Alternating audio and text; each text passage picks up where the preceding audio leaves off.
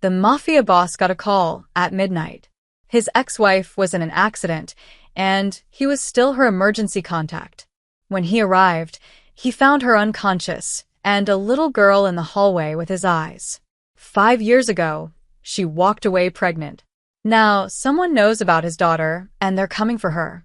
The bourbon in Lorenzo Moretti's glass caught the amber glow of his desk lamp as he signed off on the last shipment manifest of the night. Legitimate business now. Imported Italian leather goods, high-end furniture, nothing that would interest the FBI anymore. 5 years clean, 5 years invisible, 5 years dead to the world that once called him king. His penthouse in Lower Manhattan was silent except for the hum of the city below.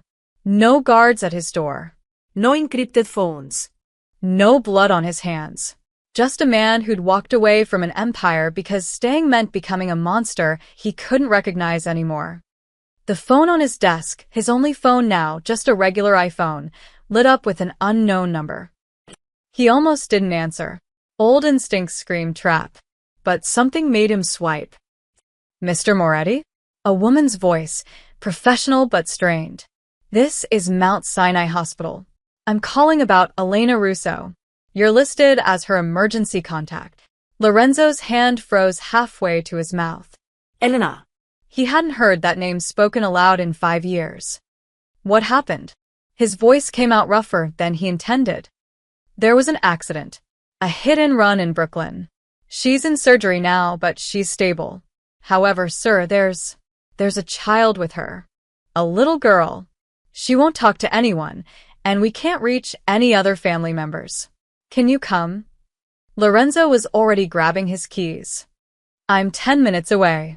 He hung up and stood there for 3 full seconds, his mind racing through possibilities. Elena had kept him as her emergency contact. After everything. After she'd walked out of their marriage with nothing but a suitcase and words that still haunted him. I can't watch you become the thing you hate, Lorenzo. And I can't let our child grow up in your shadow. Our child. She'd been 2 months pregnant when she left. He'd known. She'd known he knew. And they'd both made the choice to let each other go. But a child. Here. Now. Lorenzo grabbed his jacket and headed for the elevator, his heart hammering in a way it hadn't since he'd put a bullet in the head of the man who'd killed his father. Different kind of fear. The kind that comes when you realize the past isn't buried. It's just been waiting. Mount Sinai's emergency room smelled like antiseptic and burnt coffee. Lorenzo walked through the sliding doors, and for a moment, he was invisible, just another worried family member in jeans and a dark coat. No tailored suites anymore. No Italian leather shoes that cost more than a car. He'd learned to blend in to be nobody. A nurse directed him to the surgical wing's waiting area. His eyes scanned the space automatically, old habits cataloging exits, security cameras, potential threats. Then he saw her. A little girl sat alone on a plastic chair, her legs dangling above the floor. She couldn't have been more than 6 years old. Dark curly hair fell around her face as she clutched a worn teddy bear to her chest. Her clothes were rumpled, pink leggings and a small denim jacket, and there was a smudge of something on her cheek. Chocolate, maybe. Lorenzo's breath caught. She had his eyes. Dark, almost black, with that same intense focus he saw in the mirror every morning. And her chin, that stubborn set to her jaw, that was pure Elena. He approached slowly, the way you'd approach a wounded animal. When he was 3 feet away, she looked up. For a moment, they just stared at each other. Are you my mommy's friend? Her voice was small, hesitant. Lorenzo crouched down to her level, his throat tight. I'm a friend. My name's Lorenzo. What's your name? Sophia. She hugged the bear tighter. Sophia Russo. Russo. Elena's maiden name. Not Moretti. Smart. Safer. That's a beautiful name, he said softly. Sophia, your mom is going to be okay. The doctors are taking good care of her. The car was really fast, Sophia's eyes filled with tears. Mommy pushed me out of the way, but she didn't move fast enough. Is it my fault? No. The word came out sharp, protective. Lorenzo caught himself, softened his tone. No, sweetheart. It's not your fault. Your mom was being brave. She was protecting you, because that's what moms do. What do dads do? The question hit him like a punch to the chest. Before he could answer, a doctor emerged from the double doors, surgical mask pulled down around his neck. Family of Elena Russo. Lorenzo stood. I'm here. The doctor glanced at Sophia, then back at Lorenzo, clearly trying to figure out the relationship. She's stable. The surgery went well. We repaired a ruptured spleen and set her broken leg. She's lucky, could have been much worse. She'll need to stay for observation, but she should make a full recovery. Relief flooded through Lorenzo's chest. When can I see her? She's in recovery now. Another hour, maybe. Are you? The doctor looked at Sophia again. I'm family, Lorenzo said firmly. It wasn't a lie. Not really. The doctor nodded and left. Lorenzo turned back to Sophia, who was watching him with those two knowing eyes. Children who grow up around secrets learn to read people early. Is your mommy really going to be okay? She asked. Yeah, she is. Are you really her friend, or are you something else? Smart kid. Too smart. Lorenzo sat down beside her, keeping a respectful distance. I used to be married to your mom. A long time ago. Before you were born. Sophia processed this, her little forehead wrinkling. So you're like a before dad? The words gutted him. Something like that. Do you have kids now? No, he said quietly.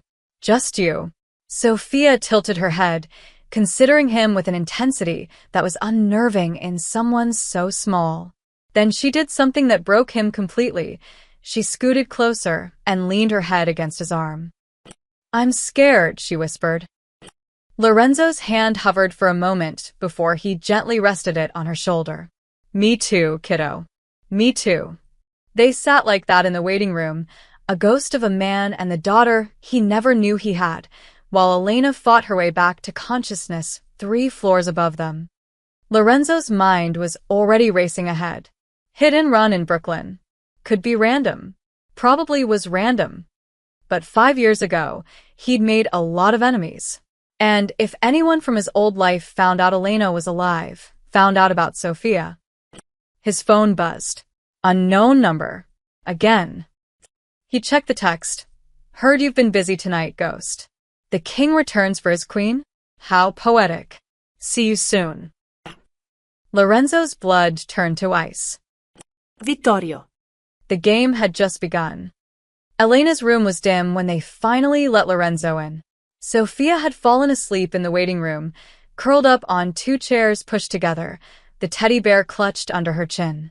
A nurse promised to watch her while Lorenzo went inside.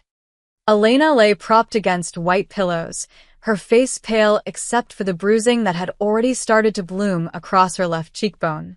Her leg was in a cast elevated, for lines snaked from her arm. But her eyes, those fierce green eyes that had first captured him in a college bar 12 years ago, were open and alert. They locked onto him the moment he entered. Lorenzo, his name came out like an exhale, like she'd been holding her breath for 5 years. Hey, Ellie, he stood at the foot of her bed, hands in his pockets, because he didn't trust what they'd do otherwise. Reach for her, probably. Old muscle memory. They called you, it wasn't a question. I'm still your emergency contact, apparently. A ghost of a smile crossed her lips. I kept forgetting to change it. Or maybe I didn't forget. Silence stretched between them, filled with everything they'd never said, everything they'd walked away from. She's beautiful, Lorenzo said quietly. Sophia. Elena's expression shifted. Fear, defiance, and something else he couldn't name. You met her. She has my eyes. I know, Elena's voice cracked. God, Lorenzo, I know. Every time she looks at me, I see you. He moved closer, pulled up the chair beside her bed, and sat. Why didn't you tell me? Because I loved you. The words came out fierce, raw. Because you were drowning in that world, and I couldn't save you. But I could save her. I could give her a normal life. Ballet classes and birthday parties and bedtime stories that don't end with someone getting killed. Lorenzo looked down at his hands. Clean hands now, but the stains never really washed away. You were right to leave. I was becoming exactly what my father was. He met her eyes. I walked away, Elena. 3 months after you left. Dismantled everything piece by piece, moved the legitimate assets offshore, cut ties with everyone. I've been nobody for 5 years. Just a guy who imports furniture. Elena stared at him like she was seeing a ghost. You left the family? There was no family left to lead. Not after you took the only family I cared about, he paused. I looked for you. For months. But you'd vanished. I had help. My cousin in Seattle set up the new identity. We moved every year, Portland, Denver, Chicago. Ended up in Brooklyn 6 months ago. Sophia needed stability. She starts first grade next week. Elena's voice broke. Started. She was supposed to start. She will start, Lorenzo said firmly. You're going to be fine. The doctors said. That's not what I'm worried about. Elena grabbed his hand suddenly, her grip weak but desperate. Lorenzo, it wasn't an accident. The car that hit us, it didn't swerve. It didn't brake. It accelerated. Right at us. Ice flooded Lorenzo's veins. You're sure? I saw the driver's face. He was looking right at me. Right before I pushed Sophia away, tears streamed down Elena's cheeks. Someone found us. Someone knows. Lorenzo's jaw tightened. The text message. Vittorio. Tell me everything. What have you noticed? Anyone following you? Strange calls? Anything? Elena shook her head. Nothing. We've been careful. I work remotely as a graphic designer. Sophia goes to a small private school. We don't use social media. I thought we were safe. Vittorio Rossi sent me a message tonight. He knows I'm here. The color drained from Elena's face. Vittorio? Your old lieutenant. Not mine anymore. After I left, there was a power vacuum. He took over most of the northern operations. But he's sloppy, ambitious. He's made enemies. And he thinks getting to you through us will what? Bring you back? Kill you. Both probably. Lorenzo's mind was already working through scenarios, calculating threats, planning moves. Old instincts kicking in like he'd never left. If word gets out that I have a daughter, every rival family will see her as leverage. She becomes a target. You become a target. Then what do we do? Elena's voice was steel despite the tears. Because I won't let anyone hurt her, Lorenzo. I'll disappear again. I'll take her somewhere he can't. You can barely walk. And he already knows where you are. Lorenzo squeezed her hand. There's only one way to keep her safe now. Don't say it. I have to come back. The words tasted like ash. Not permanently. Just long enough to remind them why they used to be afraid of me. You'll become that person again. The one I left. Maybe. Lorenzo stood, paced to the window, looked out at the city lights. Or maybe I've learned something in 5 years. Maybe I can be the monster just long enough to protect what matters, then walk away again. You really think you can control it? The violence? The rage? He turned back to her. For Sophia? I'll become whatever I need to be. Elena closed her eyes. She asked about you, didn't she? In the waiting room. She called me before Dad. Assobi lá o escape de Helena. That sounds like her. She's too smart for 6. Questions everything. Wonder where she gets that. Lorenzo returned to the bedside. Elena, I need to move you both somewhere safe. Tonight. Before Vittorio makes his next move. We can't just leave. My apartment, her school. Our death traps now. He pulled out his phone. Not the iPhone, but a second phone he'd pulled from a hidden compartment in his car. Old habits. I have a place. Secure. Outside the city. No one knows about it except me. Lorenzo. Do you trust me? The question hung in the air between them. 5 years of silence. 5 years of separate lives. One daughter who connected them forever. Elena looked at him for a long moment, then nodded slowly. I trust you to protect her. I always did. That's why I left. because I knew you'd choose her safety over everything, even your empire. I just couldn't wait around to see if you'd figure that out in time. I'm figuring it out now. Better late than never, I guess. Lorenzo's phone buzzed. Another text from Vittorio. Pretty daughter. Shame if something happened to her school. P.S. Does she like swings? There's a nice playground on Bergen Street. The address was 2 blocks from Elena's apartment. Lorenzo's expression went cold, that old dangerous calm settling over him like a second skin. We're leaving in an hour. I'll arrange everything. What are you going to do? He looked at her, and for just a moment, she saw the man she'd fallen in love with and the man she'd feared he'd become, all at once. I'm going to remind Vittorio why ghosts are the things you should fear most. By dawn, Lorenzo had Elena and Sofia in a blacked-out SUV heading north toward the Catskills. Sofia slept in the back seat, still clutching her teddy bear. Elena sat in the passenger seat, silent, watching the city disappear behind them. But in Manhattan, in the back room of a social club that officially didn't exist, another conversation was beginning. Vittorio Rossi sat at the head of a long table, a glass of grappa in his hand, and a smile on his face that didn't reach his eyes. He was younger than Lorenzo by 5 years, handsome in that dangerous way that made people underestimate him. That was usually their last mistake. Around the table sat the heads of 3 families, the Castellanos from Boston, the DeMarcos from Philadelphia, and the Yukos, who'd moved in from Chicago after Lorenzo's exit left a power vacuum big enough to drive a truck through. Gentlemen, Vittorio said, his voice smooth as silk. Thank you for coming on such short notice. I have news that will interest you all. Marco Castellano, a barrel-chested man in his 60s with more scars than smile lines, grunted. This better be good, Rossi. I don't drive 3 hours for gossip. Oh, it's better than gossip. Vittorio pulled out his phone and tapped the screen. A photo appeared on the monitor behind him, grainy, pulled from a hospital security camera. Lorenzo crouched down, talking to a little girl in a waiting room. The ghost of Manhattan is alive. And he has a daughter. The room erupted. Bullshit, said Anthony DeMarco, youngest of the 3 at 45, with slick back hair and a suit that cost more than most people's cars. Lorenzo Moretti died 5 years ago. Or disappeared. Same difference. Did he? Vittorio advanced to the next photo, Lorenzo entering Elena's hospital room. This was taken last night at Mount Sinai, after his ex-wife was hit by a car. A car I may have provided the driver for. You tried to kill his wife? Yuki Tanaka, the only woman at the table, set down her tea with a sharp click. She ran the Yuko family with more efficiency and brutality than her late husband ever had. That's bold. Or stupid. Strategic. Vittorio corrected. I needed to draw him out. Confirm he was alive. And look, here he is.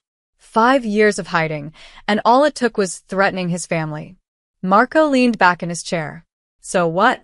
He's out of the game. Has been for years. Let sleeping dogs lie. Sleeping dogs don't have heirs. Vittorio's smile sharpened. That little girl? She's his blood. Direct line to the Moretti legacy. The territories Lorenzo once controlled, the ports, the trade routes, the political connections, those didn't disappear. They've been sitting dormant, waiting. Some of you have tried to take them, he looked pointedly at Marco.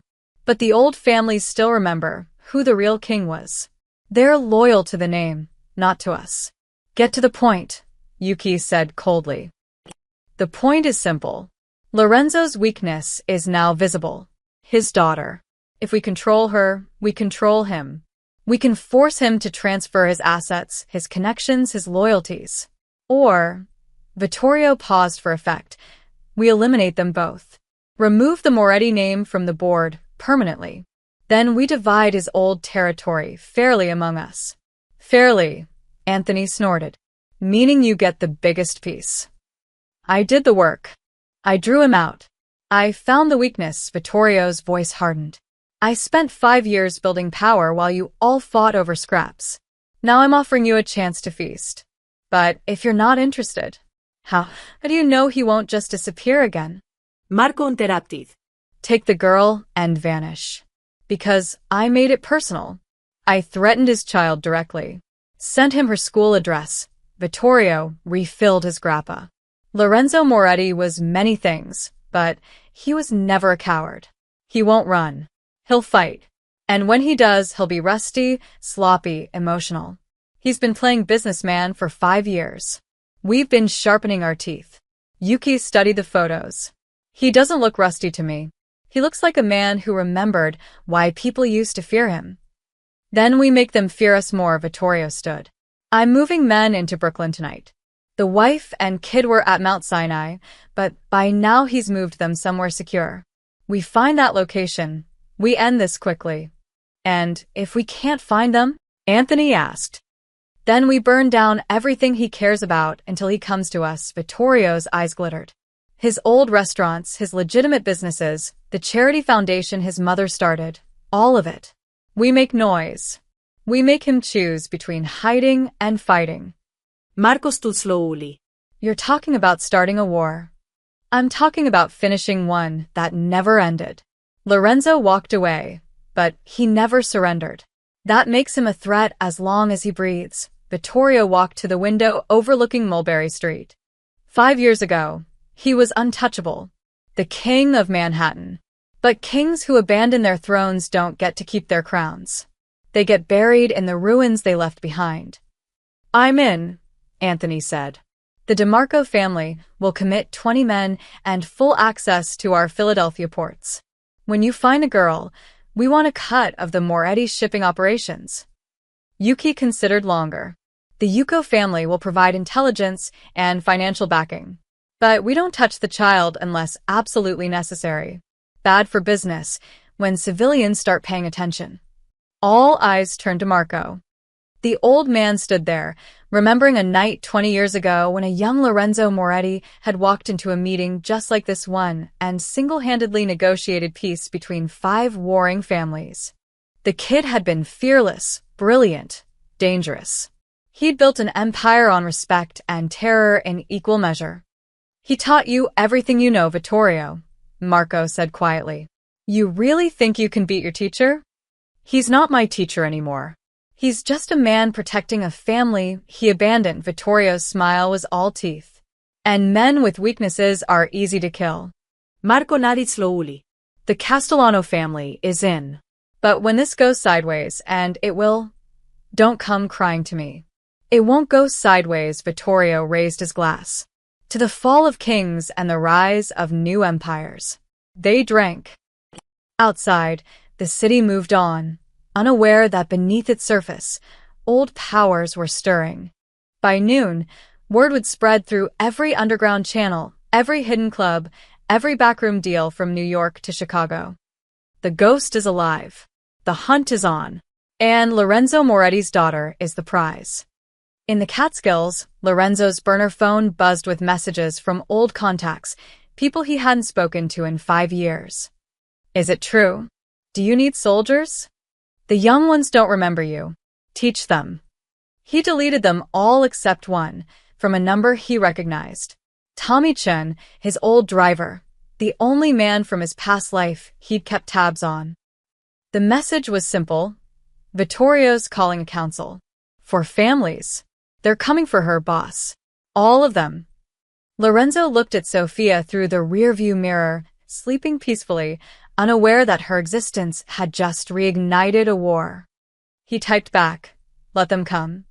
The safe house was a converted farmhouse tucked into 40 acres of woods, 2 hours north of the city.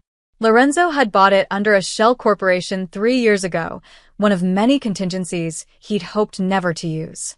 The place was simple but secure, reinforced doors, surveillance cameras hidden in the trees, a panic room in the basement, and enough supplies to last a month.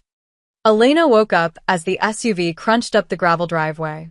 Pain medication had kept her sedated for most of the drive, but now her eyes snapped open with the alertness of a mother whose child might be in danger. Where are we? Her voice was groggy. Safe, Lorenzo said. That's all that matters. Sophia stirred in the back seat, yawning. Are we there yet? Yeah, kiddo. We're here, Lorenzo parked and came around to help Elena out. She winced as she maneuvered on her crutches, but she waved away his attempt to carry her. I can walk. Stubborn as ever. You expected different. Sophia scrambled out after them, looking around at the trees and the house with wide eyes. Is this a castle? More like a fort, Lorenzo said, unlocking the front door. But yeah, kind of. Inside, the house was sparsely furnished but clean. Lorenzo had called ahead. One of his few remaining trusted contacts had stocked the fridge and turned on the heat. The living room had a stone fireplace, comfortable couches, and windows that looked out onto the forest. Sophia immediately ran to explore, her teddy bear tucked under one arm. Elena watched her go, then turned to Lorenzo with fire in her eyes. How long do we have to hide here? As long as it takes. That's not an answer. Lorenzo set their bags down and faced her. Vittorio's called in 3 other families. They're mobilizing against us. Against her. So the answer is, until I make this problem disappear. And how exactly do you plan to do that? Elena's voice rose. You've been out of the game for 5 years, Lorenzo. You don't have soldiers. You don't have allies. You're one man against 4 families. I'm aware. Then explain to me how this ends without us running for the rest of our lives. Without Sophia growing up looking over her shoulder, wondering if every stranger on the street is coming to hurt her. Lorenzo was quiet for a moment. Then he said, You remember what you told me the day you left? I said a lot of things. You said I couldn't love you and love my empire at the same time.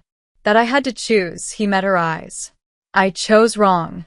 I thought I could hold on to both, that I could keep you safe inside that world. But you were right. I was becoming a monster.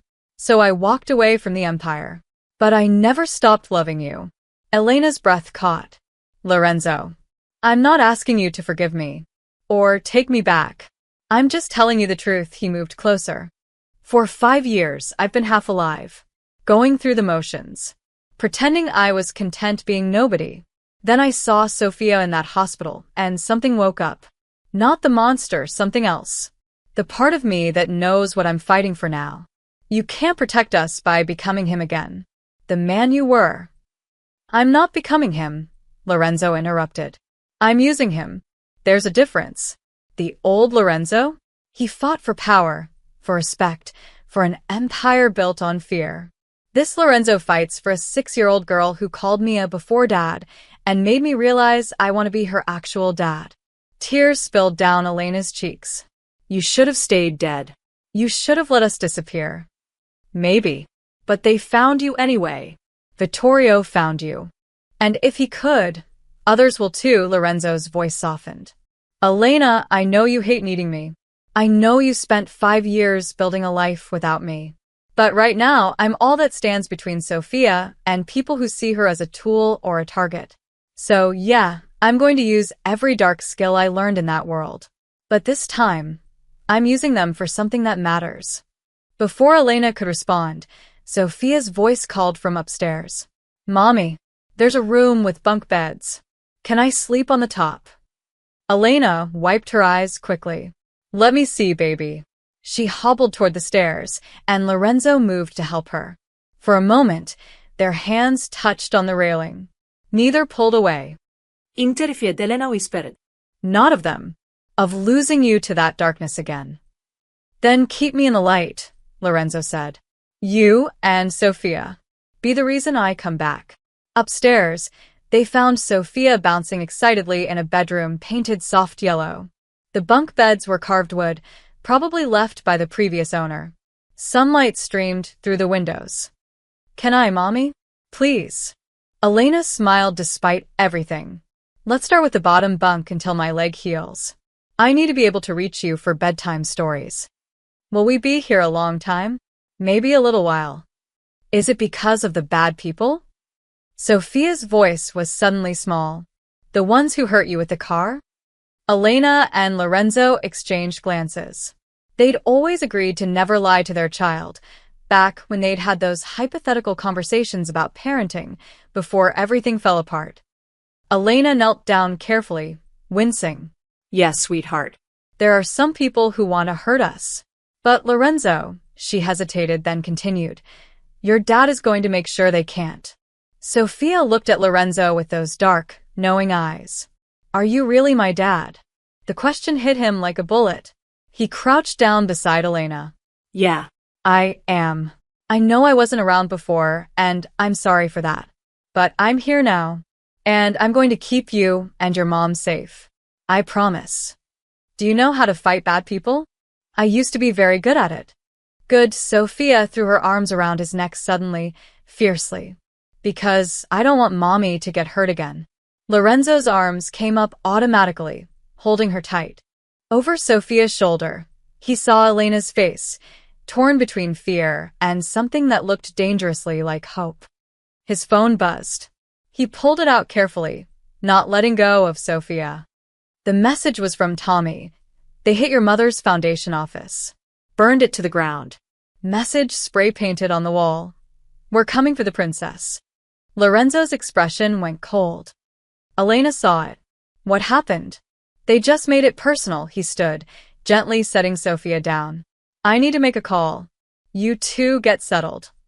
He walked downstairs, stepped outside into the cold afternoon air, and dialed a number he'd sworn never to use again. The voice that answered was rough, older, but unmistakable. I was wondering when you'd call, kid. Marco, Lorenzo said. We need to talk. I figured. Heard you've got trouble. Heard you're part of it. A pause. Then a low chuckle. Vittorio's ambitious. But he's young. Doesn't remember the old rules. The ones about families being off limits. Are you asking me to remind him? I'm saying some of us remember why we used to sleep easy when you ran things. Order. Rules. Honor. Even among thieves, Marco's voice hardened. This new generation? They're animals. Maybe it's time someone taught them how things used to be done. Lorenzo looked back at the house where his daughter was choosing which stuffed animals to put on her bunk bed. I'm not coming back, Marco. Not permanently. Didn't ask you to. Just handle Vittorio. Remind the youngbloods why ghosts should stay buried. Do that, and the rest of us will stay out of your way. And after? After, you disappear again. For real this time. We'll spread word you're dead. Make it stick. Your kid grows up normal. You get your happy ending. A pause. If you survive. If I don't. Then Vittorio was right, and you stayed gone too long. Either way, the question gets answered. Lorenzo closed his eyes. Tell the Castellanos to pull their men back. This is between me and Vittorio now. I'll pass the word. But Lorenzo? The others won't sit out easy. You're going to have to make a statement. Something that reminds everyone why your name still means something. I will. He hung up and stood there in the cold, watching smoke curl from the farmhouse chimney. Inside, he could hear Sophia's laughter, Elena's gentle voice. 5 years ago, he'd walked away from war. Now war had walked to his doorstep. And this time he had something worth fighting for. The first 3 days at the farmhouse developed a rhythm that felt almost normal. Almost. Mornings, Lorenzo made breakfast: scrambled eggs, toast, orange juice for Sophia. She sat at the kitchen table, swinging her legs, asking 1,000 questions about everything from why the sky was blue to whether the chickens they could hear in the distance had names. Can we name them? Sophia asked on the third morning, syrup on her chin. They're not our chickens, kiddo, but they need names. That one sounds like she's saying Barbara. Can we call her Barbara? Elena watched from the couch, her casted leg propped up, a small smile playing at her lips. You're going to spoil her. Good, Lorenzo said, wiping Sophia's face with a napkin. She deserves to be spoiled. But beneath the domestic surface, tension hummed like a live wire.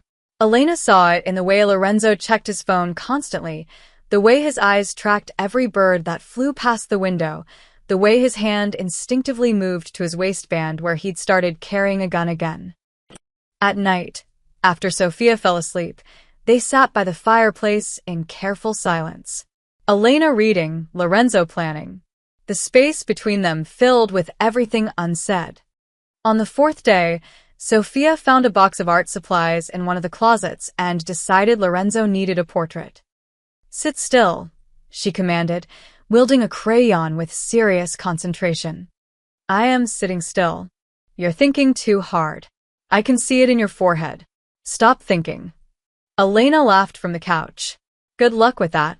Lorenzo tried to relax as Sophia worked, her tongue poking out in concentration. She was drawing him in purple crayon with what appeared to be a cape.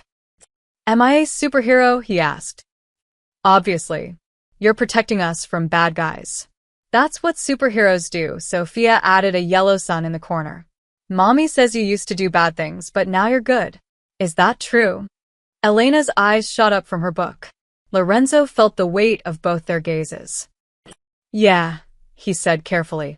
I made a lot of mistakes. Hurt people I shouldn't have hurt. But I'm trying to be better now. Why did you do bad things? Because I thought power was the most important thing. I thought if I was strong enough, I could protect everyone I loved. But I was wrong. I just pushed them away. Sophia considered this, then added a smaller figure next to his purple-caped form. That's me. I'm helping you fight the bad guys. You are, kiddo. Just by being here. When Sophia finished, she held up the drawing proudly. Lorenzo looked ridiculous. Purple cape, enormous muscles, a crown on his head. But beside him, tiny Sophia held his hand, and the sun shone overhead. It's perfect, he said, his throat tight. I know, Sophia handed it to him. You can keep it. For bravery. After Sophia went upstairs to play, Elena spoke. She's getting attached to you. Is that a problem? I don't know yet, Elena set her book down. 5 years, Lorenzo. 5 years she didn't know you existed. Now suddenly you're here, making breakfast, accepting crayon portraits, being the dad I always wanted you to be. What happens when this is over? When Vittorio's handled and we go back to our lives? I don't know, Lorenzo admitted. But I know I can't walk away from her. Not now. Not after. His phone buzzed. He checked it, and his expression darkened. What? Elena asked. Tommy's outside. I asked him to come. You brought someone here? To our safe house. I need information. And Tommy's the only one I trust, Lorenzo stood. He doesn't know the exact location. I'm meeting him at the road. Lorenzo. Lock the door behind me. Don't open it for anyone but me. He grabbed his jacket and gun. I'll be back in 20 minutes. Elena watched him go, fear and frustration warring in her chest. Tommy Chun waited by a nondescript sedan at the end of the long driveway. He was in his 50s now, gray threading through his black hair, but he still had the alert posture of a man who'd survived decades in dangerous work. Boss, he nodded as Lorenzo approached. The old title slipped out automatically. Just Lorenzo now. Old habits. Tommy handed him a folder. Information you wanted. Vittorio's movements, family positions, who's still loyal to you. Lorenzo flipped through it. The DeMarcos pulled back. After your conversation with Marco, yeah. Castellanos are officially neutral. But the Yukos are still backing Vittorio. And he's brought in outside contractors, Russians, from what I hear. Mean bastards who don't care about the old rules. How many men does he have? 40, maybe 50. Well armed. He set up a command post at the old meatpacking plant in Queens. The one you used to own. Lorenzo's jaw tightened. Of course he did. Symbolic. There's something else. Tommy pulled out his phone, showed Lorenzo a video. This went out on the underground channels yesterday. Lorenzo pressed play. Vittorio's face filled the screen, smooth and confident. Lorenzo Moretti, Vittorio said to the camera. You made a mistake coming back. You made a bigger mistake having a family. I'll give you 72 hours to turn yourself in. Come to the plant. Alone. Surrender your assets, your contacts, everything. Do that and maybe I let your daughter live. Don't, and I burn down everything you love. Starting with that pretty farmhouse you think nobody knows about. The video ended. Lorenzo's blood ran cold. He's bluffing. He doesn't know where we are. You sure about that? Because 3 hours ago, A car was spotted on the county road nearest to here. No plats. Just circling. Could be coincidence. Or surveillance, Lorenzo's mind raced. We need to move. Tonight. Where? I have another place. Upstate. More remote, Lorenzo checked his gun. But first, I need you to spread a message. Let it be known through every channel that I'm accepting Vittorio's invitation. 72 hours from now, I'll be at the meatpacking plant. Tommy's eyes widened. That's suicide. No, it's strategy. He wants me to come alone and afraid.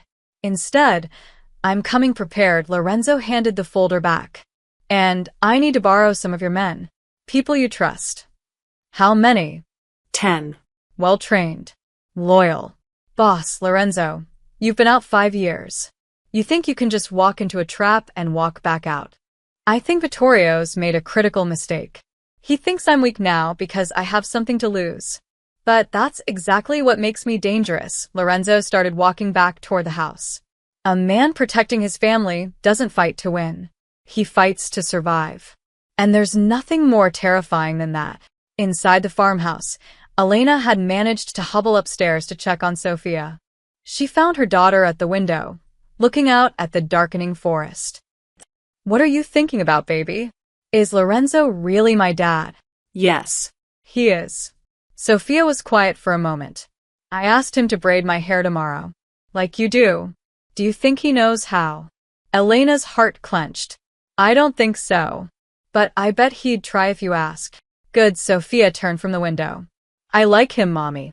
He has sad eyes, but they get happy when he looks at us. That means he loves us, right? Yes, sweetheart. I think it does. Outside, Lorenzo stood at the tree line, watching the house. His phone buzzed with one final message from an unknown number. Tick-tock, ghost. 72 hours. Don't keep us waiting.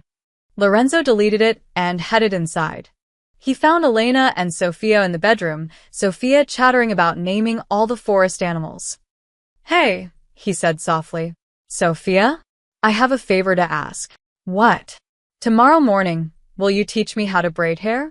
I never learned, and I think it's something dads should know. Sophia's face lit up like Christmas. Really? Really? As he stood there, watching his daughter's joy and Elena's cautious hope, Lorenzo made a promise to himself. Whatever darkness he had to embrace in the next 72 hours, he'd find his way back to this moment. The braiding lesson went about as well as expected. Sophia sat patiently on the couch, her teddy bear in her lap, while Lorenzo fumbled with sections of her dark, curly hair. His fingers, hands that had once dismantled guns in seconds, that had signed deals worth millions, couldn't seem to master the simple over-under pattern. No, Sophia giggled. You're twisting it wrong. It's over, under, then you add more hair. I am adding more hair. That's my ear. Elena watched from the kitchen, coffee in hand, trying not to laugh. You're doing great, Lorenzo. Lying to me isn't helpful, Ellie. Okay, you're doing terribly. But it's adorable. After 20 minutes, Lorenzo had managed something that vaguely resembled a braid, though it was lumpy and already coming apart. Sophia ran to the mirror to inspect it. It's perfect, she declared, though it clearly wasn't. You're a kind liar, Lorenzo said. Mommy says sometimes little lies are okay if they make people happy. Sophia hugged him around the waist. Thank you for trying. Those 4 words hit harder than any bullet. But the moment shattered when Lorenzo's phone rang. Not the burner, but the other one. The one only Tommy had the number for. Lorenzo's face changed instantly. Go upstairs with your mom, Sophia. Now. Something in his tone made Sophia obey without question. Elena gathered her crutches, shooting him a worried look as she ushered their daughter away. Lorenzo answered. Talk. It started. Tommy's voice was tight. 20 minutes ago, Vittorio's men hit the restaurant on Mulberry Street. Your old place. They walked in during lunch rush, fired shots into the ceiling, told everyone Lorenzo Moretti sends his regards. Then they burned it down. Lorenzo closed his eyes. Casualties? 3 injured, none dead. But boss, That's not the worst part. They hit St. Mary's too. The church. His mother's church. Where she was buried. What did they do? Desecrated the cemetery. Spray-painted threats on her headstone. The priest called the cops, but Tommy trailed off. You know how that goes. Nobody saw anything. Lorenzo's grip on the phone tightened until his knuckles went white. There were rules. Even in the darkest days of his reign, there were rules. You didn't touch places of worship. You didn't disrespect the dead. And you never, ever brought civilians into the war. He's trying to make you emotional, Tommy continued. Make you sloppy. Come rushing and angry instead of smart. It's working. Don't let it. That's what he wants. Lorenzo forced himself to breathe. What else? Word on the street is he's planning something bigger. His men are moving tonight. Heavy weapons, multiple vehicles. I think he's going after your legitimate businesses. The furniture imports, the warehouses. Everything you built after you left. Let him. Those are just buildings. There's more, Tommy hesitated. He's putting out word that he knows where Sophia goes to school. Her teacher's name. Her classroom number. He's broadcasting it, Lorenzo. Making sure you know that he knows. The world went red at the edges. He's bluffing. She's not in school. She's here. Doesn't matter. He's sending a message. Nowhere is safe. No one is off limits, Tommy's voice dropped. This isn't how we used to operate. This is scorched earth. He's trying to draw you out by destroying everything you've ever cared about. Lorenzo walked to the window, looking out at the forest. Upstairs, he could hear Sophia's laughter, Elena's gentle voice reading a story. What's the count now? How many families are still backing him? Just the Yukos. But they're all in. 15 men, plus Vittorio's 40. The Russians I mentioned? They arrived this morning. Ex-military. These aren't street soldiers, Lorenzo. These are trained killers. Good. Then it'll be a fair fight. This isn't funny. I'm not laughing, Lorenzo turned from the window. 72 hours, Vittorio said. That leaves me 54. Tell your men to be ready tomorrow night. And Tommy, get me everything you can on the meatpacking plant. Floor plans, security, exits. Everything. You're really going through with it? Walking into his trap. It's not a trap if you know it's coming. It's an opportunity, Lorenzo ended the call. He stood there for a long moment, then climbed the stairs. Elena sat on Sophia's bed, the little girl curled against her side, half asleep. The storybook lay open across Elena's lap. Elena looked up, saw his face, and her expression shifted. How bad? Can we talk outside? They moved to the hallway, leaving Sophia's door cracked open. Elena leaned on her crutches, waiting. He hit the restaurant. And the church. My mother's grave. Elena's hand flew to her mouth. Oh my God, Lorenzo. He's making it public. Loud. Wants everyone to know he's not afraid of me anymore. That the Moretti name means nothing. Maybe it shouldn't, Elena said quietly. Maybe you should let it die. Change our names, move to another country, start completely over. He knows about Sophia's school. Teacher's name, classroom number. He's broadcasting it. All color drained from Elena's face. Even though she's not there? Why would he? To show me he can reach her anywhere. That even if we run, he'll find us. Lorenzo's voice was cold, controlled. He's not just coming after me, Ellie. He's coming after the idea of me. Everything I built, everyone I protected. He wants to erase it all. Then let him. Who cares about your legacy? We're alive. Sophia's safe. That's all that matters. She's only safe until the next psychopath decides a 6-year-old is leverage. Or the one after that. Or the one after that. Lorenzo moved closer. I can run with you. We can disappear. Change our names, our faces, everything. But we'll never stop running. Every shadow will be a threat. Every stranger, a potential enemy. Is that the life you want for her? Elena's eyes filled with tears. No. But I don't want her to lose you either. If you go after Vittorio, if you walk into whatever trap he's setting, I know what I'm doing. Do you? Because 5 years ago you were the king. Now you're one man with a gun and a death wish. I'm one man with everything to lose. That makes me more dangerous than I ever was. Lorenzo touched her face gently. I'm not doing this for pride or power, Ellie. I'm doing this so Sophia can go to first grade without bodyguards. So she can name chickens and braid hair and have a normal life. But first I have to close this door. Permanently. And if you don't come back? The question hung in the air between them. Then you take Sophia and you disappear. Tommy will help you. New identities, new life. You'll be okay. We won't be okay without you. The words came out broken. She just found you. Elena stopped herself. Just what? I just started remembering why I fell in love with you. The man who makes terrible braids and lets a 6-year-old boss him around. Not the king. Just. Lorenzo. He kissed her forehead softly. Then I'll make sure I come back. Because I just started remembering what it feels like to be human. Downstairs, his burner phone buzzed with an incoming video message.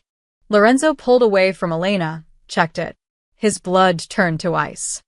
The video showed the meatpacking plant, lights blazing, men with rifles patrolling, and in the center of the main floor, a chair, waiting.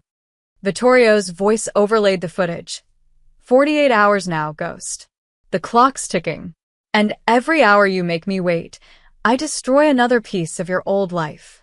Tomorrow, it's the community center your mother founded. The day after? Well. Maybe I'll visit that pretty farmhouse. I hear the woods are lovely this time of year. The video cut to black, then one final image appeared, a photograph of the farmhouse, taken from the road. Recent. Today. Lorenzo's hands shook with rage. Elena saw his expression. What is it? We need to leave. Right now. Lorenzo. He knows where we are. They were packed and out of the farmhouse in 30 minutes. Sophia, confused and scared, clutched her teddy bear in the back seat while Elena tried to keep her calm.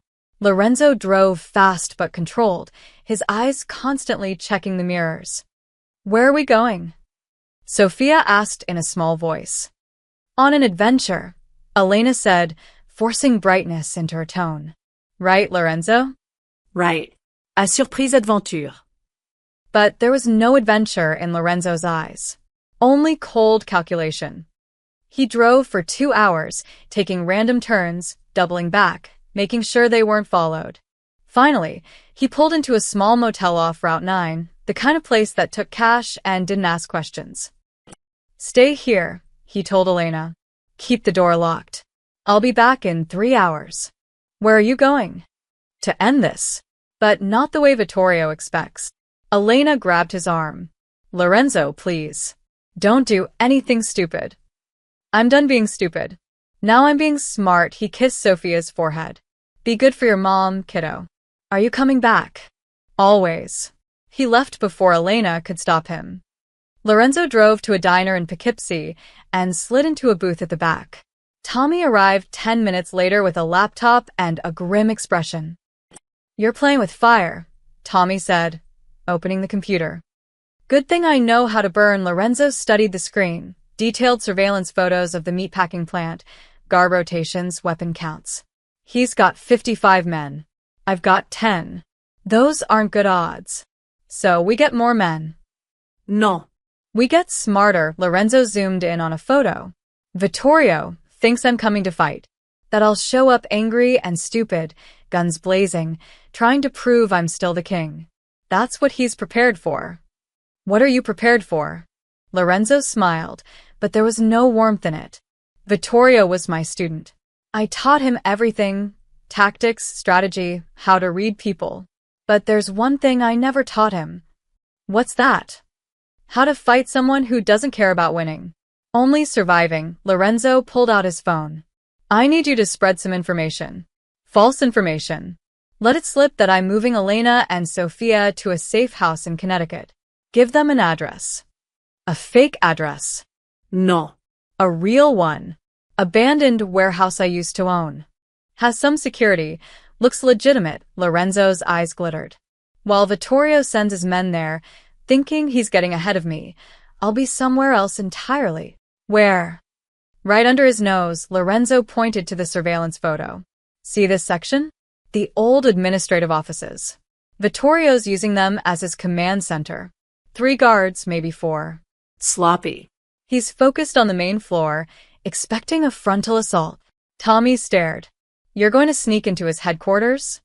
Not to fight. To listen, Lorenzo pulled out a small black device, a digital recorder with a transmitter. I'm going to plant bugs in his office. Record his conversations. His plans. Everything. That's insane. That's why it'll work. He thinks I'm a blunt instrument. All muscle and rage. He's forgotten I used to be smart. Lorenzo closed the laptop. Once I have his communications, I'll know his next move before he makes it. Where his men are positioned. What his real target is. And then what? Then I don't fight him on his terms. I make him come to me. On my terms, Lorenzo stood. But first, I need to give him something to chase. The Connecticut address. Exactly. He'll send 20, maybe 30 men. Split his forces. Weaken his position. While they're raiding an empty warehouse, I'll be planting evidence. What kind of evidence? Lorenzo's smile turned predatory. The kind that destroys empires. Financial records. Communications with corrupt cops. Deals with the Russians that violate about 15 international laws. I've been collecting information on Vittorio for 3 years. Ever since I heard he was making moves. I just never had a reason to use it. Now you do. Now I do. Lorenzo pulled out a second phone. Not his burner, something else. This gets uploaded to every law enforcement database simultaneously. FBI, de Interpol. I won't just destroy Vittorio. I'll destroy everyone backing him. The Yukos. The Russians. All of it. Tommy sat back, impressed despite himself. You're going to bring down the whole house. No. I'm going to make them bring it down themselves. Rats fleeing a sinking ship. Vittorio's allies will turn on him the second they realize he's toxic. He'll be alone. Vulnerable. And then you disappear. Let the law handle him. Exactly. No bloodbath. No war. Just information, leverage, and pressure applied at exactly the right points. Lorenzo checked his watch. I need your men ready tomorrow night. Not to fight, to extract. Get Elena and Sofia somewhere truly safe, while Vittorio's distracted. Can you do that? Where? Canada. I have contacts in Toronto. Clean papers, new identities. They'll be set up in 48 hours. And you? I'll join them when this is finished. Tommy studied him. You really think you can just walk away after? The families won't forget. Someone will always be looking. Let them look. Lorenzo Moretti will be dead. Officially. Completely. The man who joins his family in Toronto will be nobody. Just a guy who imports furniture. He paused. Like I should have been 5 years ago. And, if something goes wrong, then make sure Elena and Sofia get out. That's the priority. Not me. Tommy nodded slowly. You've changed, boss. I had to.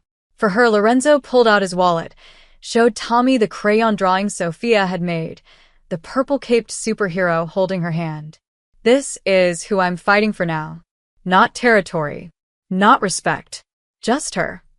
That's what makes you dangerous now. You've got nothing to lose except everything that matters. Exactly. They spend the next hour going over details, timing, equipment, exit strategies. When they finally left the diner, Lorenzo drove back toward the motel, but stopped a mile away at a gas station. He called Elena from a payphone. Are you okay? Her voice was tight with worry. I've fine. Listen, tomorrow night, Tommy's going to move you and Sofia north. To Canada. Don't argue, just trust me. What about you? I'll be right behind you. 2 days, maybe 3. But I need to know you're safe first. Lorenzo. Ellie, please. This is the only way I can do what needs to be done. If I'm worried about you too, I'll make mistakes. Let me focus on ending this. Silence. Then, Sofia asked when you were coming back. I told her soon. Don't make me a liar. I won't. Promise me. On her life. Promise me you'll come back. Lorenzo closed his eyes. I promise. On her life. I'll come back. Okay. Okay, Elena's voice cracked. Be careful. Please. Always. He hung up and stood there in the cold night air, watching his breath fog in the darkness. Somewhere in the city, Vittorio was planning his next move, confident in his superior numbers, his youth, his hunger. But Vittorio had made one critical mistake. He'd given Lorenzo something to fight for that was bigger than pride or power. And that made all the difference. Lorenzo got back in his car and drove into the night. Tomorrow, the real game would begin. Not the one Vittorio expected, the one Lorenzo had been planning since the moment he saw his daughter's face. The king was dead, but the father was just getting started. The Connecticut address Tommy leaked hit the underground networks at 10 a.m. By noon, Vittorio had taken the bait. Lorenzo watched from a rooftop 3 blocks away as black SUVs converged on the abandoned warehouse. 32 men, heavily armed, moving with military precision. Vittorio wasn't taking chances. But Vittorio wasn't there. He was too smart to risk himself on a simple extraction. Perfect. While his men surrounded an empty building, Lorenzo was already moving toward the meatpacking plant in Queens. He'd ditched the SUV for a delivery van. White, nondescript, the kind that became invisible in industrial areas. Inside, he wore maintenance coveralls with a fake company logo. A toolbox sat beside him, but inside weren't tools. Inside was everything he needed to dismantle an empire. The plant's perimeter was guarded, but not as heavily as before. Vittorio had pulled men for the Connecticut operation. Only 12 remained, clustered near the main entrances. The administrative section, the old offices Lorenzo knew better than anyone, had just 3 guards. He parked 2 blocks away and approached on foot, carrying the toolbox. Just another maintenance worker doing a job. The guards barely glanced at him. HVAC repair, Lorenzo said, showing a fake work order. Got a call about the heating system in the offices. The guard, young and bored, waved him through. Make it quick. Lorenzo climbed the exterior stairs to the second-floor offices. The door was locked, but he'd installed these locks 15 years ago. Had them changed a dozen times since. But the building's bones were the same, and Lorenzo had always kept a backup plan. He bypassed the lock in 40 seconds. Inside, the offices were exactly as he'd remembered, long hallways, rooms converted into meeting spaces, and at the end, the main office. Vittorio's command center. The door was ajar. Lorenzo could hear voices, 2 men talking inside. Connecticut team just breached. Nothing yet, but they're clearing room by room. Good. When they confirm the wife and kid, we move to phase 2-inch. Lorenzo recognized the second voice. Marco's nephew, Tony, one of Vittorio's lieutenants. What's phase 2? The first voice asked. Leverage. We grab the kid, make Moretti watch what happens when you cross Vittorio Rossi. Then we put a bullet in all 3 of them. Send a message to anyone who thinks the old ways still matter. Lorenzo's hands tightened on the toolbox. Steady. Emotion makes you sloppy. He waited until both men left the office, heading to the main floor to coordinate, then slipped inside. Vittorio's command center was organized chaos. Maps on the walls, photos of Lorenzo's legitimate businesses marked for destruction, and in the corner, a communication hub. Phones, laptops, encrypted radios. Lorenzo worked fast. Bug under the desk. Another in the phone. A third inside the laptop's charging port. All tied to a remote transmitter in his pocket. Within 5 minutes, he owned every conversation that would happen in this room. Then he saw it. On the desk, a folder marked insurance inside. Detailed surveillance of Sophia. Photos of her at the Brooklyn apartment building, walking to the corner store with Elena, playing in a small park. Timestamps, locations, patterns. And underneath, a map of Toronto with an address circled. The address of Lorenzo's contact. They knew. Somehow, Vittorio knew about the Canadian escape plan. Lorenzo's blood ran cold. He pulled out his phone, took photos of everything, then froze. Footsteps in the hallway. Multiple men.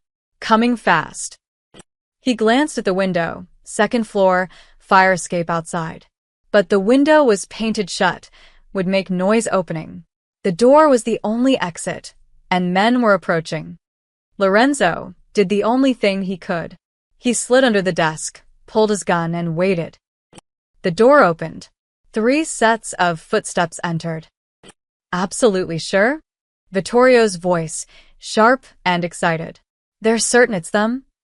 Positive, boss. Connecticut team confirms. Convoy spotted heading north on Route 7.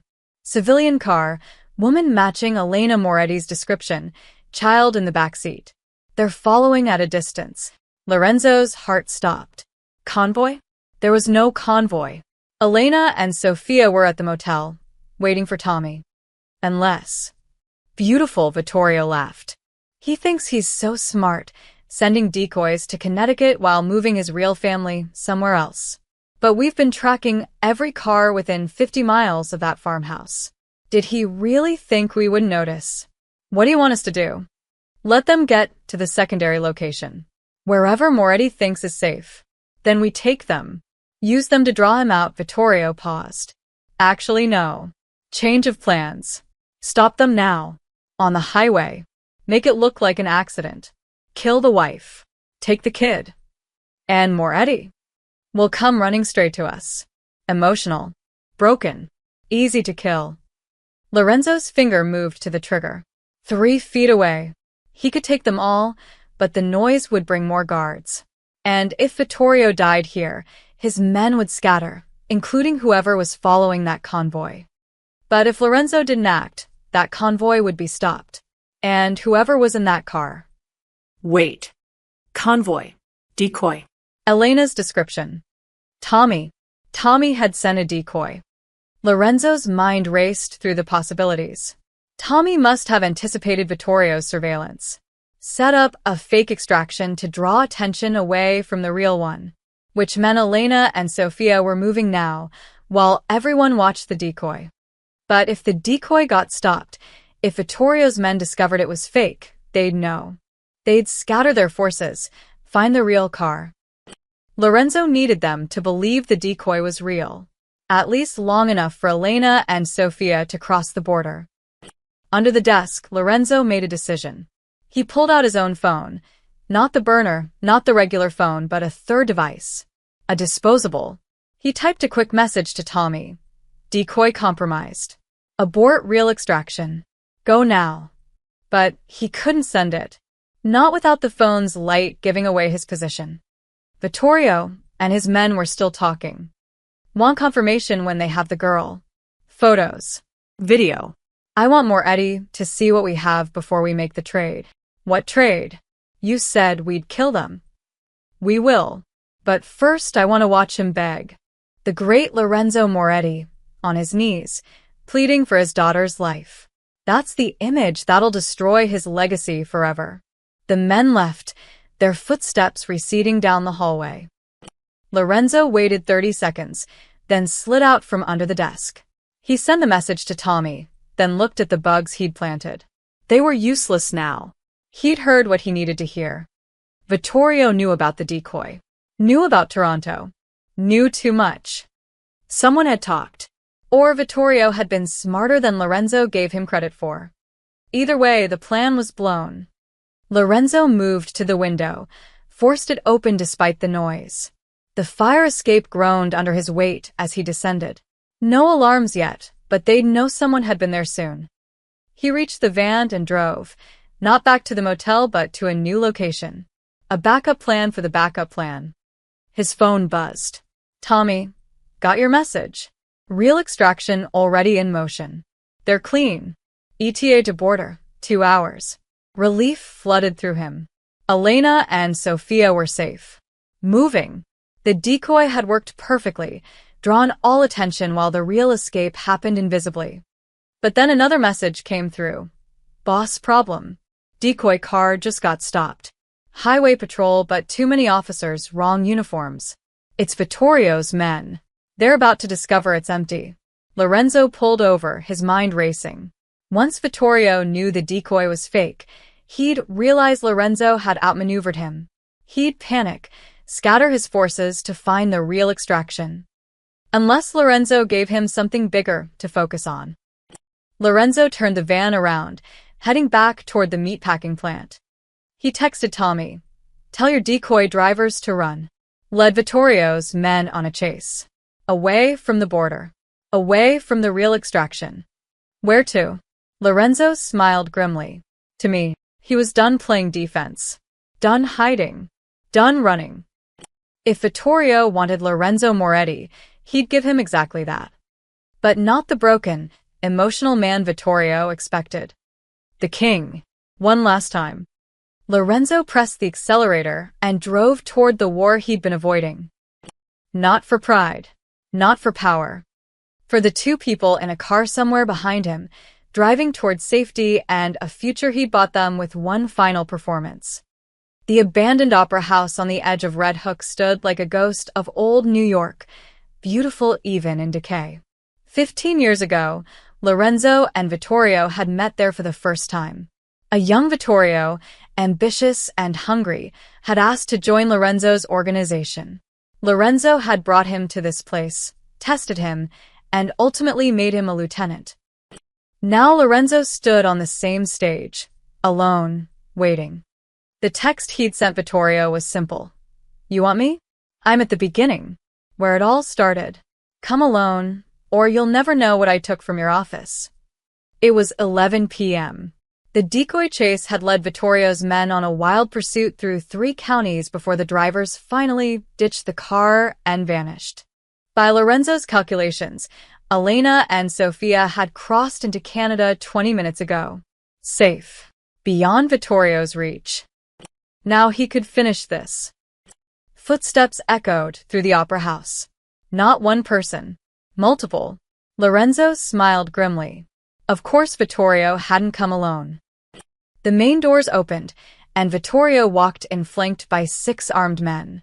He looked confident, expensive suit unmarred, hair perfectly styled. A young king entering his domain. Lorenzo, Vittorio's voice carried through the empty space. "I have to admit, this is poetic. Coming back to where we began." Seemed appropriate. Lorenzo stood center stage, hands visible, no weapon drawn. "You wanted to talk.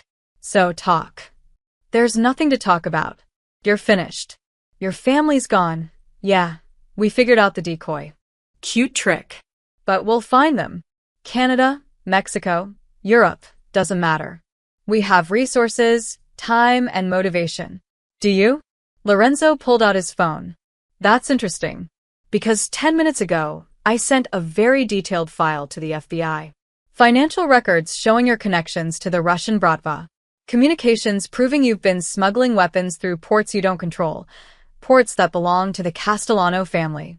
Vittorio's expression flickered. "You're bluffing." "Am I? Check your encrypted server. The one you thought was secure. I've been inside your network for 3 days, Vittorio. Every email, every text, every phone call. I own all of it." Lorenzo's voice was ice. "I also sent evidence to Marco Castellano showing how you've been skimming from joint operations. And to Yuki Tanaka proving you planned to betray the Yukos the moment this was over. By morning, you won't have any allies left. Just enemies." One of Vittorio's men whispered something urgent. Vittorio pulled out his phone, checked it, and his face went pale. "You're lying. Your server's been wiped, hasn't it?" "That was me. 30 minutes ago. But don't worry, I kept copies of everything. Uploaded to 3 different cloud services, set to release automatically if I don't check in every 12 hours. So if you kill me here, all that information goes public anyway. To the FBI, to your rivals, to the press.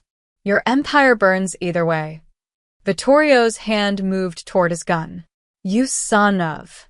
"I wouldn't." Lorenzo's voice cut through the air like a blade. "Look up." Vittorio and his men looked up at the opera house balconies. Red dots appeared on their chests, laser sights from hidden positions. "Tommy's men," Lorenzo said calmly. 10 snipers. "I lied when I said come alone. Just like you lied about everything else. Difference is, my people listen to me." "You think you've won?" Vittorio's voice shook with rage. You think this changes anything? It changes everything. Because I'm not here to kill you, Vittorio. I'm here to give you a choice. What choice? Lorenzo pulled a small recording device from his pocket, pressed play. Vittorio's voice filled the opera house. Want Moretti to watch what happens when you cross Vittorio Rossi. Then we put a bullet in all three of them. Send a message to anyone who thinks the old ways still matter. Another clip. Make it look like an accident. Kill the wife. Take the kid. And another. I want to watch him beg. The great Lorenzo Moretti, on his knees, pleading for his daughter's life. Lorenzo stopped the recording. That's just a sample. I have hours of your voice. Ordering hits. Threatening civilians. Planning to murder a 6-year-old child. Now, here's your choice. You can try to kill me here, and my snipers kill you and your men. The recordings go public, and the FBI tears apart everything you've built. Or what? You walk away. Tonight. Leave New York. Leave the families.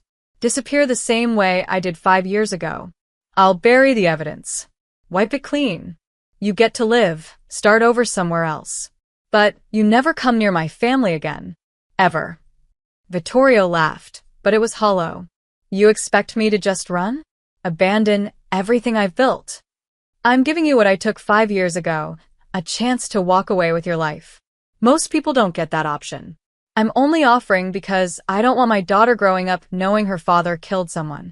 I'm trying to be better, Vittorio.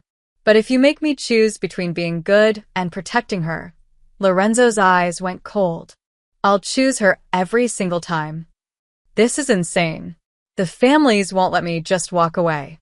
The families think you're toxic now. I made sure of that. Marco's already calling for your head. The Yukos are cutting ties.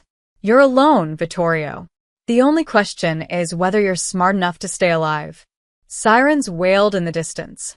Growing closer. What's that? Vittorio asked. Insurance. I called in an anonymous tip about illegal weapons at this location. The police will be here in about 3 minutes. You can be here when they arrive and answer questions about why you're meeting with a dead man, or you can leave. Now. Vittorio's jaw clenched. His hand hovered near his gun. For a moment, Lorenzo thought he'd choose violence. The red dots on the men's chests seemed to glow brighter. Then Vittorio lowered his hand. You've ruined me. No. I've freed you. The same way Elena freed me 5 years ago, Lorenzo's voice softened slightly. I taught you to be a king, Vittorio. But I never taught you the most important lesson. Some crowns aren't worth wearing. Walk away. Start over. Be someone your mother would be proud of instead of someone she'd fear. My mother's dead. So was I for 5 years. But I came back. You can too. Just not here. Not as this. The sirens were closer now. 2 minutes, maybe less. Vittorio looked at his men, then back at Lorenzo. If I ever see you again, you won't. Because Lorenzo Moretti died tonight. In this opera house. Officially. Completely, Lorenzo pulled out a fake passport, driver's license, documents. He dropped them on the stage. Burn these. Let them find the ashes. Let everyone think I'm finally gone. You get to live, I get to disappear. We both win. This isn't winning. No. It's surviving. Learn the difference. The opera house doors burst open, not police, but Tommy and his men, moving quickly. Boss, we need to go. Now. Real cops are 90 seconds out. Lorenzo backed toward the stage exit, keeping his eyes on Vittorio. Choose, Vittorio. Life or pride? You've got 30 seconds.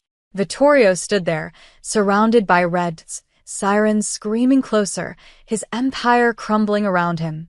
Then he did something Lorenzo didn't expect. He smiled.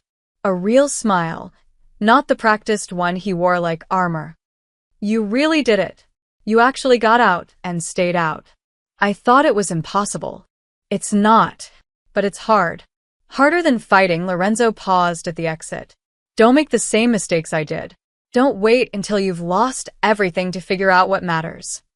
Blue and red lights flashed through the opera house windows. Vittorio turned to his men. We're leaving. Different exits. Scatter. Don't come back. He looked at Lorenzo one last time. Tell your daughter. Tell her she's lucky to have a father who chose her over everything else. Tell her yourself. Someday, when you've become someone worth meeting.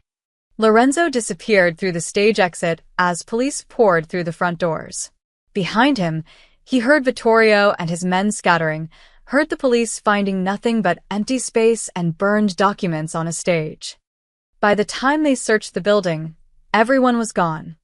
Just ghosts and echoes in an abandoned opera house where two kings had met and one had finally learned to let go. The news broke at 6 a.m. Mob boss Lorenzo Moretti confirmed dead in Queens warehouse fire. The story spread like wildfire through every news channel, every underground network, every whispered conversation in the places where New York's shadows did business. According to reports, Lorenzo Moretti had been killed in an explosion at an abandoned meatpacking plant, the same location where Vittorio Rossi had established his operations. DNA evidence from dental records confirmed the body. Security footage showed a man matching Moretti's description entering the building hours before the fire. No one questioned it. After all, ghosts eventually become corpses. By noon, the dominoes started falling. The FBI raided 17 locations across New York, New Jersey, and Philadelphia. They seized servers, arrested low-level operators, and announced a major operation against organized crime networks with ties to international weapons trafficking. Vittorio Rossi's name appeared in the first wave of indictments, but Vittorio was nowhere to be found. His apartment was empty, his phone dead, his accounts frozen. He'd vanished like smoke. Marco Castellano held a press conference, his lawyers speaking carefully. The Castellano family operates legitimate businesses only. Any allegations of criminal activity are false and will be vigorously defended in court, but privately, Marco was already distancing himself from anyone connected to Vittorio. Yuki Tanaka was more direct. She called a meeting of the remaining family heads and made a simple announcement. The Yukos are out. Completely. We're moving operations to the West Coast. What happens in New York is no longer our concern. By evening, Vittorio's empire had collapsed entirely. His soldiers scattered, his assets seized or claimed by rivals, his name becoming a cautionary tale about ambition outpacing wisdom. In a coffee shop in Newark, Anthony DeMarco met with his accountant and quietly began liquidating his more questionable investments. The writing was on the wall. The old ways were dying, and those who didn't adapt would die with them. But the strangest news came 3 days later. Anonymous leaks began appearing to investigative journalists. Detailed financial records showing which police officers had been on certain payrolls, which judges had taken bribes, which politicians had looked the other way. Names, dates, amounts, everything documented with meticulous precision. The mayor held an emergency press conference. We are committed to rooting out corruption at every level. These allegations will be investigated thoroughly. By the end of the week, 12 NYPD officers were suspended, 4 city councilmen resigned, and the district attorney announced a special task force. Someone was cleaning house. Someone with access to decades of dirty secrets. Tommy Chin watched the news from his apartment, a slight smile on his face. He knew exactly who was behind the leaks.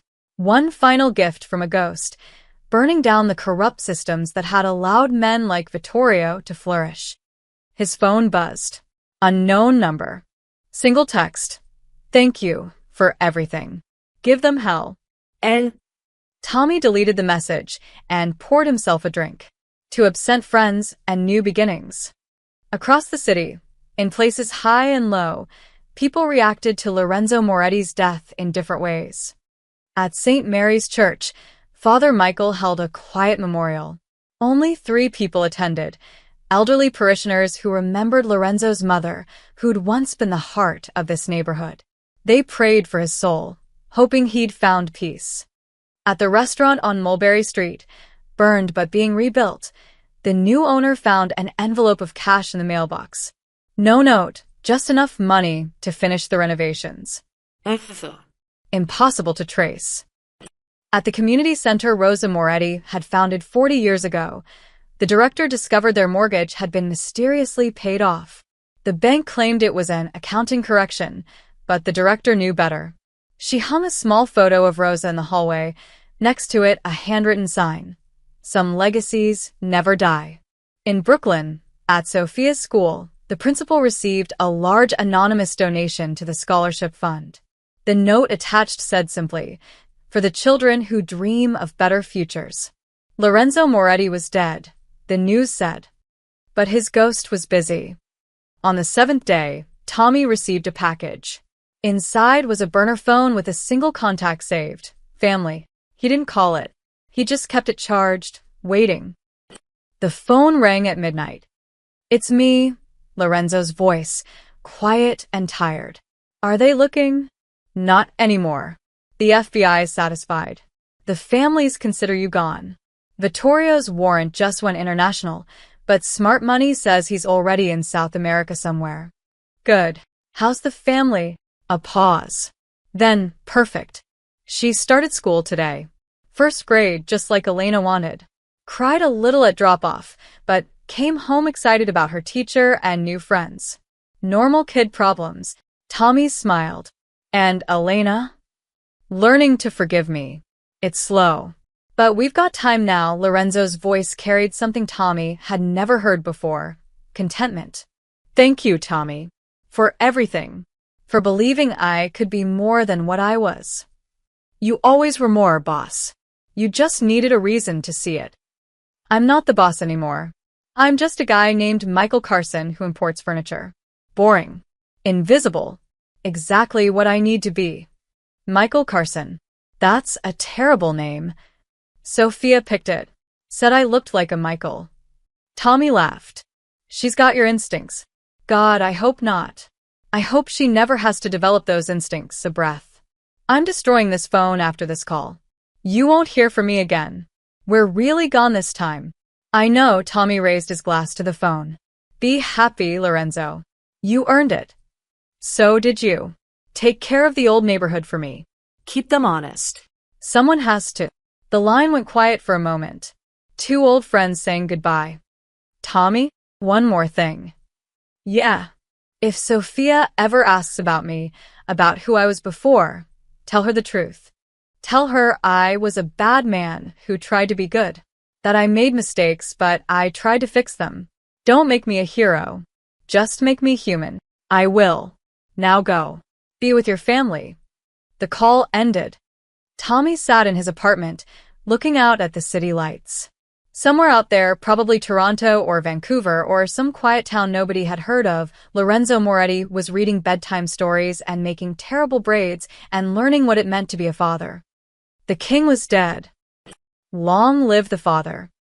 Tommy finished his drink, smashed the burner phone, and scattered the pieces. Some ghosts deserve to rest in peace. And some men deserve their second chances. 3 weeks later, Victoria, British Columbia. The small coastal house sat tucked behind a row of cedar trees, the kind of place where neighbors minded their own business and city noise was replaced by ocean waves. Elena stood in the kitchen, cooking dinner while rain pattered against the windows. She moved easier now.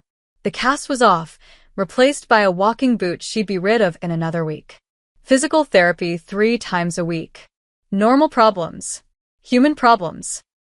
Sophia sat at the table, coloring. Her new school uniform, navy blue with a crest, hung on the back of her chair, ready for tomorrow. She'd been nervous about starting at yet another new school, but the teacher had been kind during the visit, and there was a girl next door her age who'd already invited her over to play. Normal. They were building something normal. "Mommy, do you think Barbara misses us?"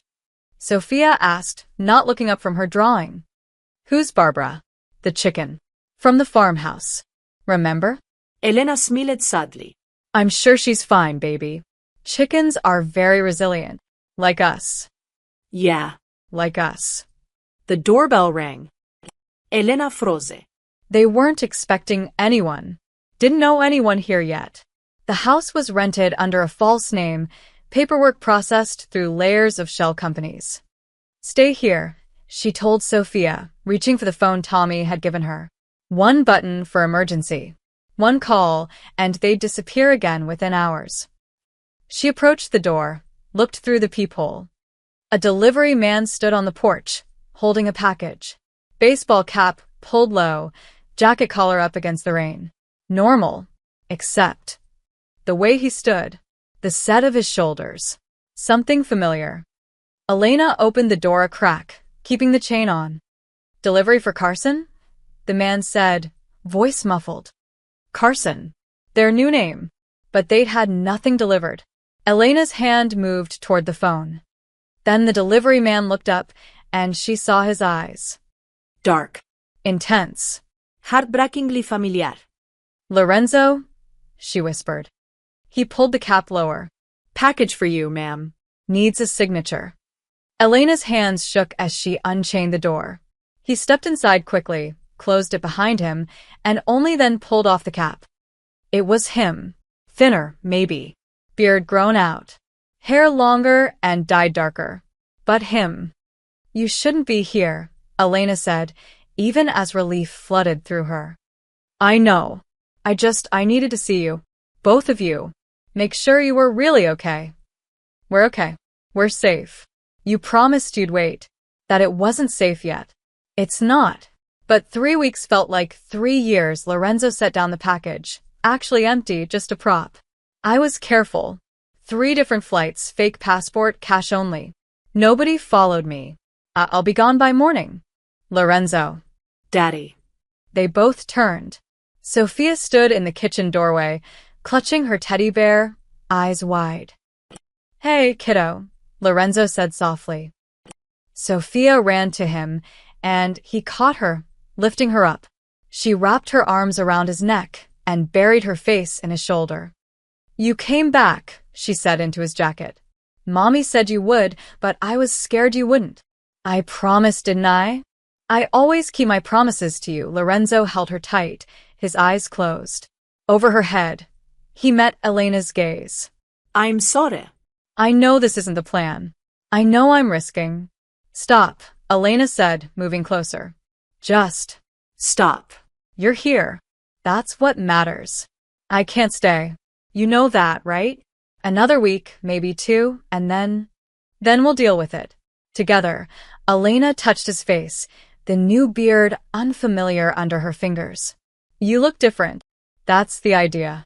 Michael Carson, furniture importer. Boring as hell. Is Michael Carson good at braiding hair? Because Sophia's been asking. Sophia pulled back from his shoulder. Mommy tries, but she's not as fun as you. You make them lumpy. Lorenzo laughed, and the sound was lighter than Elena had heard in years. Lumpy braids are my specialty. They stood there, the 3 of them, while rain drummed on the roof and the ocean whispered in the distance. A strange little family built from ruins and second chances. Have you eaten? Elena asked finally. Not really. Been traveling for 18 hours. Then sit. I made too much anyway. She moved back to the kitchen, her heart doing complicated things in her chest. He was here. Stupidly, dangerously, wonderfully here. Sophia dragged Lorenzo to the table, showed him her drawings. This is our new house. And this is you, me, and Mommy. See? We're all holding hands. In the drawing, 3 figures stood in front of a small house. A man, a woman, a little girl. Simple. Perfect. It's beautiful, Lorenzo said. I know, Sophia climbed into his lap. Are you staying forever now? Lorenzo and Elena exchanged glances. Not forever, Lorenzo said carefully. But I'll come visit. As often as I can. And when it's safe, really safe, maybe I can stay longer. When will that be? I don't know, kiddo. But I'm working on it. Elena served dinner, pasta, simple and warm. They ate together, Sophia chattering about her new school, the girl next door, a cat she'd seen in the garden. Normal conversation. Domestic. Like they were a real family instead of 3 people hiding from the world. After dinner, Sophia asked Lorenzo to read her a bedtime story. Just one, Elena said. It's already past your bedtime. 2, Sophia negotiated. 1.5. Deal. Lorenzo carried her upstairs to the small bedroom, painted soft yellow. Elena had insisted on yellow, said it reminded her of the farmhouse. Sophia's stuffed animals were arranged on her bed, her school uniform laid out for morning. He read her 2 full stories, unable to deny her anything, while Elena stood in the doorway watching. When Sophia finally fell asleep, her hand clutching his, he carefully extracted himself and tucked the blanket around her. She missed you, Elena whispered as they stepped into the hallway. I missed her. Both of you. Lorenzo looked around the small house. This is nice. Quiet. Everything I wanted for you. It's lonely sometimes. She asks about you every day. When you're coming. If you're safe. If we'll ever be together for real. What do you tell her? That her daddy loves her very much. And that someday, when the bad people forget about us, we'll be a real family, Elena's voice cracked. I want to believe that, Lorenzo. Tell me I'm not lying to her. Lorenzo pulled her close, and Elena let herself lean into him. Just for a moment. He smelled different, new soap, different cologne, but underneath was still him. You're not lying, he said into her hair. I'm making it happen. Slowly. Carefully. But I'm burning every bridge that could lead back to you. In 6 months, maybe a year, Lorenzo Moretti will be so thoroughly dead that no one will ever think to look for Michael Carson. And then I come home. For real. Forever, he pulled back, looked at her face. If you'll have me, I know I don't deserve it. I know I destroyed what we had. Elena kissed him. Sudden, fierce, desperate. When she pulled back, tears streamed down her face. Don't be noble. Don't tell me what you deserve. Just tell me you'll come back. I'll come back. I swear on everything I am, everything I was, I'll come back to you. They stood there in the dim hallway, holding each other while their daughter slept safely in the next room. Outside, the rain fell. The ocean sang. The world turned. And for one night, in a small house on the Canadian coast, 3 ghosts pretended they were real.